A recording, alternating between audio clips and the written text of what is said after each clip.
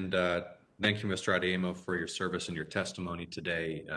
The comprehensive sanctions review that Treasury has undertaken in the first 6 months of the administration, appreciate the details that have been referred to the committee. You've highlighted a number of what you assess to be success stories in that document. Could you please identify for the committee one or two high-profile instances where U.S. sanctions have been ineffective, have not achieved their objectives, or where the costs or externalities of the sanctions have exceeded the benefit from Treasury's perspective? Senator, as we say in the sanctions review, we did not conduct a comprehensive review of each one of the 37 sanctions programs that are authorized by the executive branch or Congress. Rather, this review was focused on a forward-looking assessment of what we can do to make sure this remains an effective tool. What we learned, though, was that the places where we can improve sanctions going forward speak to some of the things that we could have done better in the past. For example, ensuring that we continue to use a framework for evaluating when sanctions are imposed and ensuring that humanitarian assistance is able to be provided to people in conflict zones. We've learned a great deal about doing both of these things over the last 20 years, and we look forward to applying them on a go-forward basis to our sanctions program. Thank you, Mr. Adeyomo, but you do specify a number of cases where you believe U.S. sanctions policy has been effective. So I think in the interest of ensuring that we are improving U.S. policy, having undertaken a clear review of past policy, can you please specify cases where U.S. sanctions policy has not functioned as intended or effectively, the cases, for example, that inform the general assessment that you just shared with respect to humanitarian aid in conflict zones? So, Senator, I think one of the challenges that we identified was the fact that because we did not have a clear framework for evaluating the imposition of sanctions in each one of the instances in the past, it makes it hard to evaluate the success of those sanctions programs.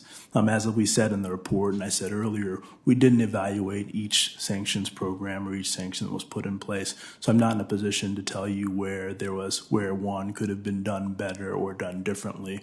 What I can tell you is that on a go-forward basis, we look forward to applying a framework that aligns with the principles that this committee has spoken of going forward to ensure that we're in a place where we can evaluate the success of sanctions and decide where we need to do more or do less in order to effectuate our foreign policy goal and to ensure that sanctions are usable well into the future as a foreign policy tool.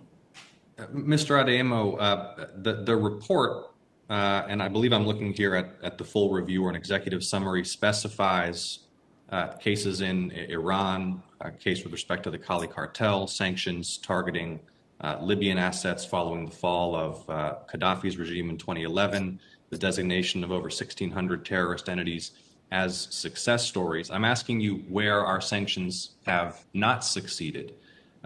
Is it that you've not identified any such cases, or is there a lack of willingness to acknowledge policy failure in public? No, Senator, you are right that in the report we do acknowledge a number of cases where we've seen clear success. As we said in the report, we did not focus in on each individual program or authority, but rather we looked for themes. And we highlighted those themes, and I did so earlier in my testimony, of places where we need to make sure that we address challenges. Some of those challenges are challenges that we need to address that are internal challenges. One, making sure that we're able to allow humanitarian assistance to flow, and two, making sure that sanctions are used as part of an overarching strategy. But some of the challenges are created by our adversaries and changes in technology. For example, our adversaries are attempting to find ways to get around our sanctions program, and the advent of cryptocurrencies and things of that nature make it harder for sanctions to be effective. Mr. Adeyomo, with respect, my time being limited, I may already be over my time. What I'm asking is for you to identify, we're trying to learn lessons here. You've conducted a review of U.S. sanctions policy. You've identified in that review specific success stories.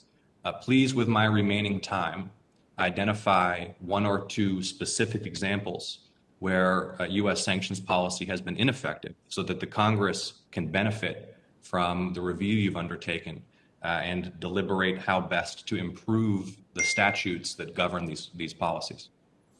Senator, as I said, the review was focused on the idea of us looking into the future as to what we can do to use sanctions going forward. We did not spend time looking at the individual sanctions policies.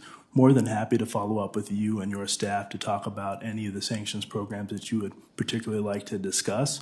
But our goal of the review was to look at what we could do going forward to make sure that sanctions remain an effective tool.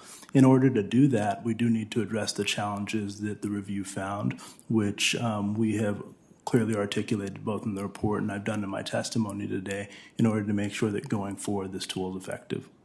Yeah, Mr. Adeyomo, we will need to meet in person because the purpose of this hearing is a policy update on the Treasury Department's sanctions policy review. And if we're unable in a public setting to articulate or discuss any specific cases where U.S. sanctions policy has been ineffective beyond generalities, then I think we have more work to do. So I look forward to meeting with you so that we can work together to improve U.S. policy. Thank you.